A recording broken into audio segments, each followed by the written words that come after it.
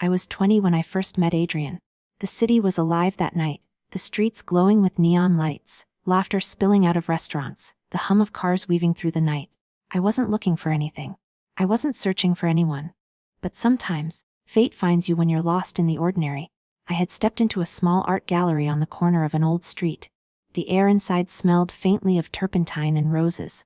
My eyes fell on a single painting, a storm of colors that looked like chaos and beauty dancing together. I stood frozen. That's when I heard his voice. Most people walk past this one, but you stopped. I turned. He was taller than I expected, his shirt flecked with paint, his hands still carrying traces of his work. His gaze, steady, almost too steady, rested on me like he had been waiting.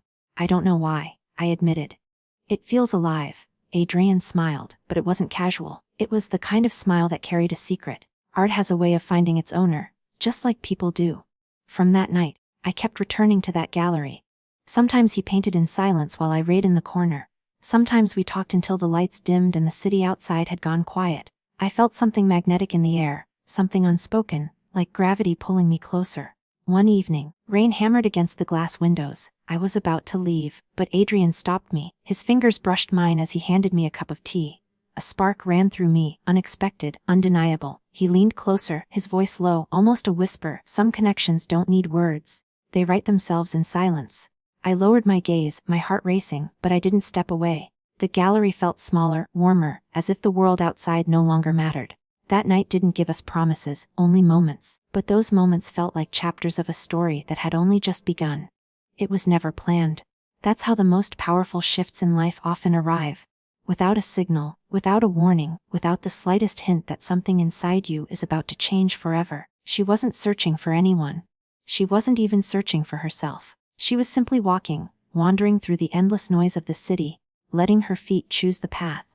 Neon signs flickered above her, laughter spilled out from restaurants, strangers rushed past as though every second mattered more than their breath. And then, almost by accident, she noticed it. A small art gallery tucked away on a forgotten street corner, its windows dim, its wooden frame aged with time.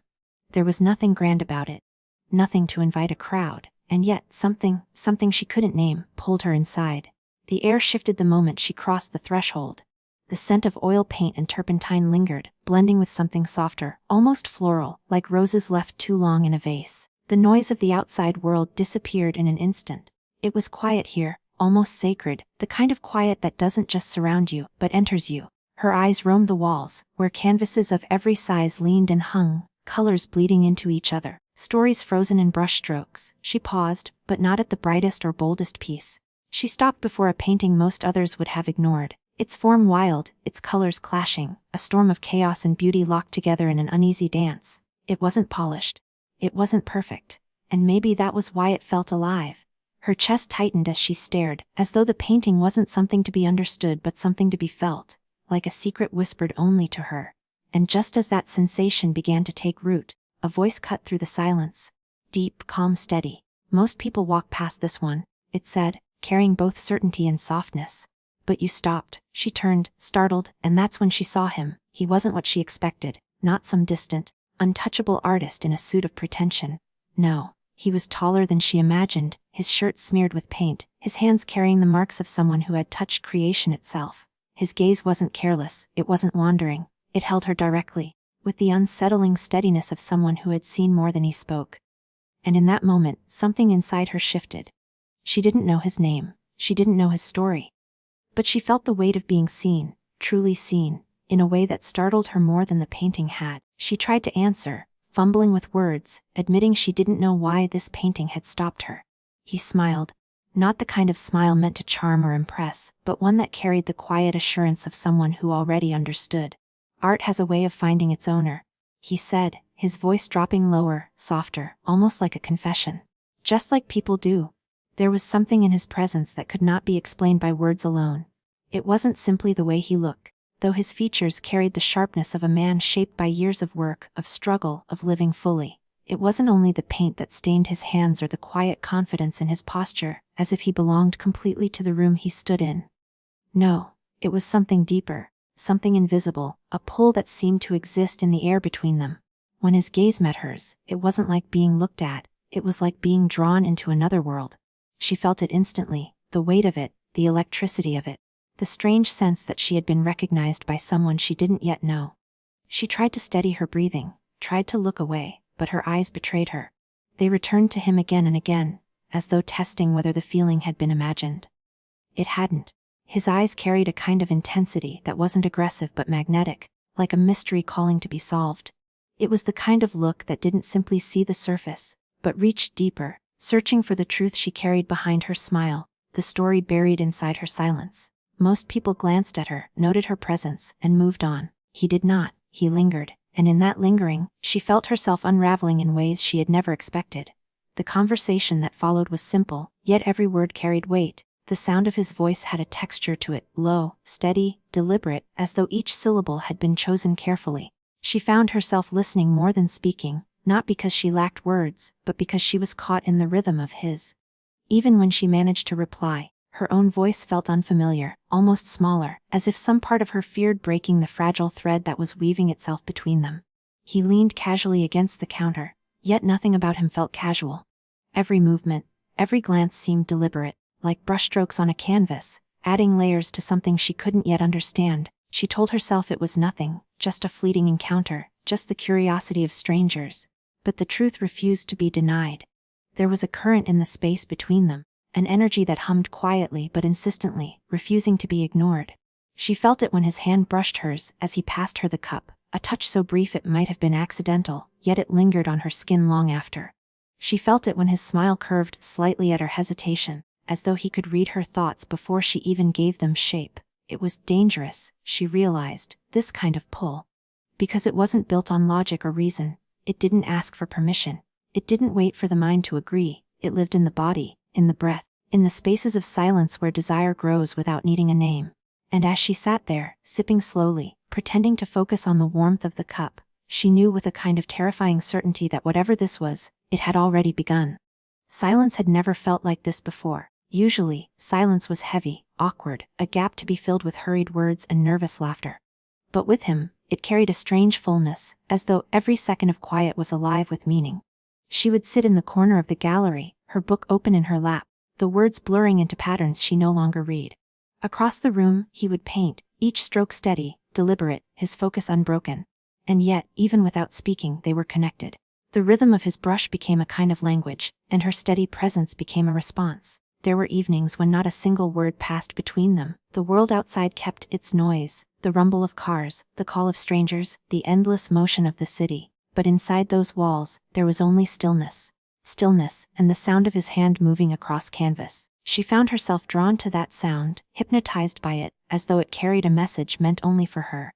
At times he would glance up, just briefly, catching her eyes before returning to his work. Those fleeting moments of connection carried more weight than entire conversations she had had with others. There was no need to explain, no pressure to impress. In the silence, they were already understood. What startled her most was the comfort in it. She had never felt at ease in someone's presence without the safety net of words. But here, words seemed unnecessary, almost intrusive. The air was thick with something unspoken, something fragile and powerful, like a secret that both of them knew, but neither dared to confess. She would shift in her chair, her fingers brushing the edge of the cup he had given her, and the faintest awareness of his presence would wash over her. It wasn't just that he was in the room, it was that he filled it. His quiet was not emptiness. It was gravity. One night, the rain tapped gently against the windows, and the gallery was wrapped in the glow of a single lamp. She watched the way the light clung to his shoulders, the way his concentration never faltered even as the storm whispered outside. She thought of speaking then, of breaking the silence with something simple, but her voice caught in her throat. Instead, she let the quiet hold them both. And in that moment, she realized the silence between them was not a void. It was a bridge, a fragile thread binding two souls who had no need for constant sound to validate their closeness. Sometimes their eyes would meet, and that single look said more than an hour's worth of dialogue ever could. There was depth in his gaze, an acknowledgement of her existence that felt rare, almost sacred. She wondered if he felt it too, that pull in the air, that magnetic awareness. The silence between them was not absence, it was presence, charged and alive, and she found herself craving it more with every visit. The painting never lost its hold on her. Each time she returned to the gallery, she found herself standing before it again, unable to resist the storm of colors tangled together on the canvas. It wasn't a masterpiece in the conventional sense. It wasn't smooth or polished, nor was it crafted to please the eye. Instead, it was wild, it was messy, it was alive. The chaos of deep reds collided with streaks of blue, while shadows of black curved across the edges like smoke curling from a fire. And yet, in that chaos, there was undeniable beauty. It made her heart ache in a way she couldn't explain, as though it mirrored something buried inside her that she had never dared to acknowledge. When Adrian spoke of it, his words only deepened her connection. He told her that the painting was unfinished, that it wasn't meant to be perfect, that it carried flaws because flaws made it true. People want symmetry, he said once, brushing his hand across the canvas as though it were alive. But life doesn't give us symmetry. Life gives us storms, and sometimes, beauty is hidden in the middle of them. She listened quietly, letting his words sink into her chest. The more he spoke, the more she realized the painting wasn't only about colors or strokes. It was about her. It was about him. It was about everything unspoken between them, captured in a language neither of them had the courage to speak aloud. Standing before it, she often felt as though she were looking into a mirror, not of her face but of her soul. The chaos of it reflected her confusion, her longing, her unsteady desire to step into something dangerous yet irresistible. The beauty reflected her hope, the fragile part of her that wanted to believe that even in a storm love could bloom. Every shade, every imperfect line carried a truth she recognized but had never been able to name. There were moments when she watched him paint and realized he treated her the same way he treated his art. With patience, with intensity, with a kind of reverence that made the world around them fade. The canvas wasn't just an object for him, it was a dialogue. And in his presence, she began to feel that she, too, had become part of that dialogue. She wasn't simply a visitor in his gallery. She was part of the creation itself, a thread woven into the larger picture neither of them had planned. The painting grew into a symbol for what tied them together. It was chaotic like their emotions, imperfect like their choices, and yet it held a beauty that could not be denied. Each time her eyes lingered on it, she felt the pull between them intensify. The storm on the canvas was the storm within her, and he seemed to understand it without her ever needing to say a word. There was never a moment when promises were spoken. No vows, no declarations, no attempts to dress their connection in words too heavy for it to carry. What they had existed in fragments, in fleeting hours that slipped through their fingers like water, precious precisely because they were fragile. She never asked where it was going, and he never offered an answer. Instead, they lived in the immediacy of the present, as though time itself had slowed to give them space to breathe. Each shared glance, each accidental touch, each quiet evening beneath the hum of the gallery lights became more valuable than any certainty about tomorrow. It was the small things that lingered, the way he would hand her a cup of tea without asking how she liked it, as though he already knew. The way she would leave her book open on the table but never read a word, distracted entirely by the rhythm of his brush moving across the canvas. Sometimes he would pause in his work, lean back, and simply look at her. He wouldn't speak, and she wouldn't ask what he was thinking, because both of them knew the answer wasn't meant to be spoken aloud. The moments themselves were the answer.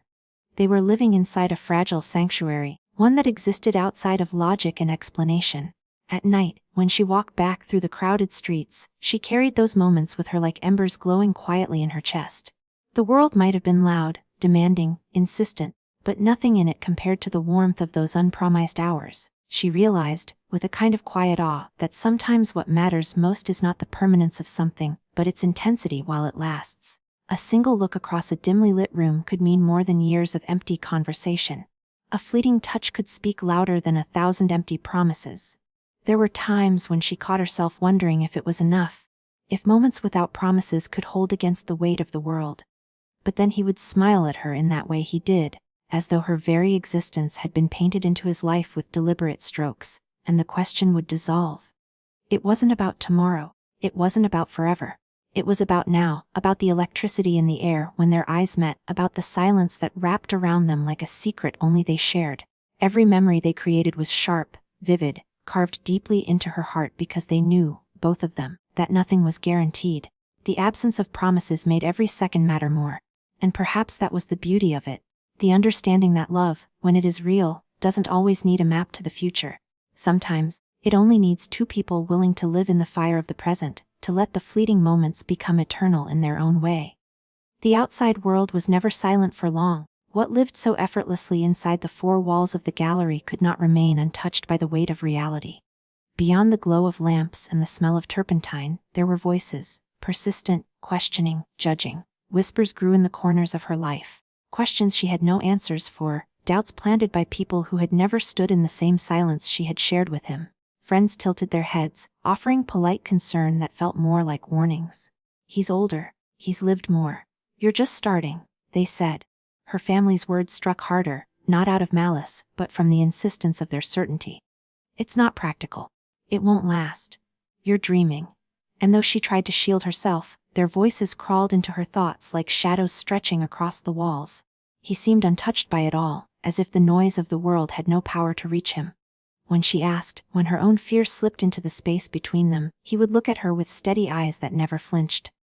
"Love is never easy," he said once, his voice carrying both strength and sadness. "But if it's real, no amount of opposition can destroy it." She wanted to believe him, wanted his words to be the shield that kept her safe from every whisper. Yet even his conviction could not erase the pressure of a world determined to remind her of the gulf between them. His past, her beginning, the timelines that didn't seem to align. The conflict wasn't always spoken. It lived in small, heavy moments. The hesitation before answering a phone call. The glance over her shoulder when she walked home.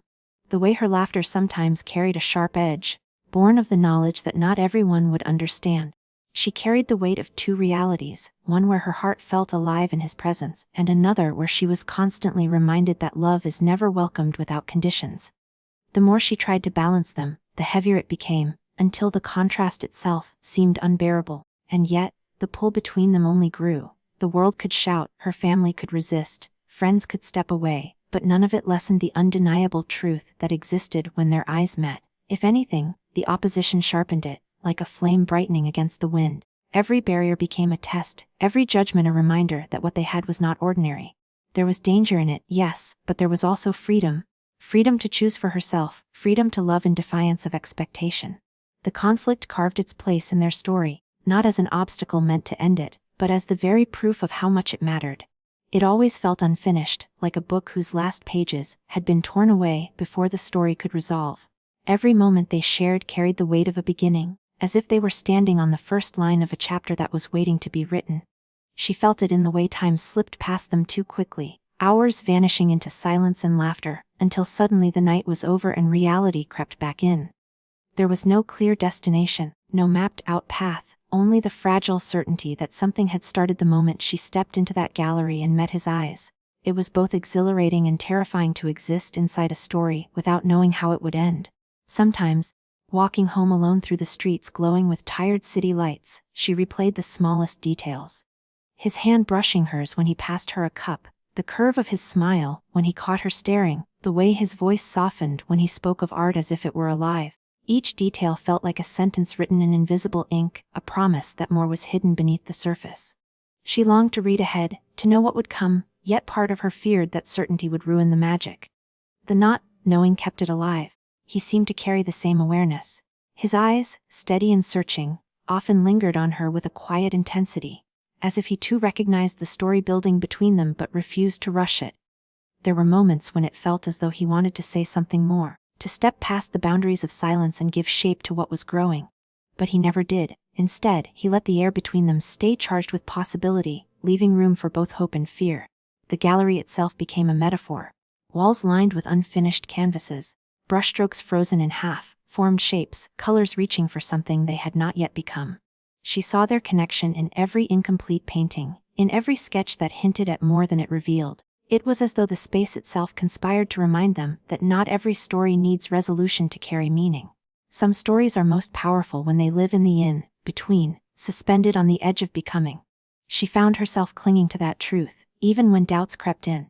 Maybe the beauty of what they shared was not in where it would lead, but in how it made her feel in the present. The rawness, the intensity, the sense of being alive in a way she had never known before. Their story wasn't bound by permanence, it was bound by the unshakable sense that something extraordinary had begun, and even if the ending remained unwritten, the beginning was enough to change her forever. And so, this was never just a meeting of two people. It was a meeting of two worlds, two storms colliding, two souls daring to step into a story without knowing where it would lead. Every silence, every fleeting moment, Every defiance of the world outside became proof that sometimes the most powerful chapters of our lives are written not in certainty, but in risk, in the courage to feel, to choose, to live in the fire of now. This story reminds us all that love, connection, and destiny don't always arrive in neat packages tied with promises. They come in whispers, in unfinished canvases, in the unspoken electricity between two hearts. And perhaps the greatest truth of all is this: even if the ending is unwritten, the beginning can still change us forever. Thank you for walking through this journey with me, for listening, for feeling, for remembering that stories are not only read or told, they are lived. May you find your own gallery, your own spark, your own unfinished masterpiece waiting to be discovered. Goodbye for now, and thank you. Truly, thank you. Until next time.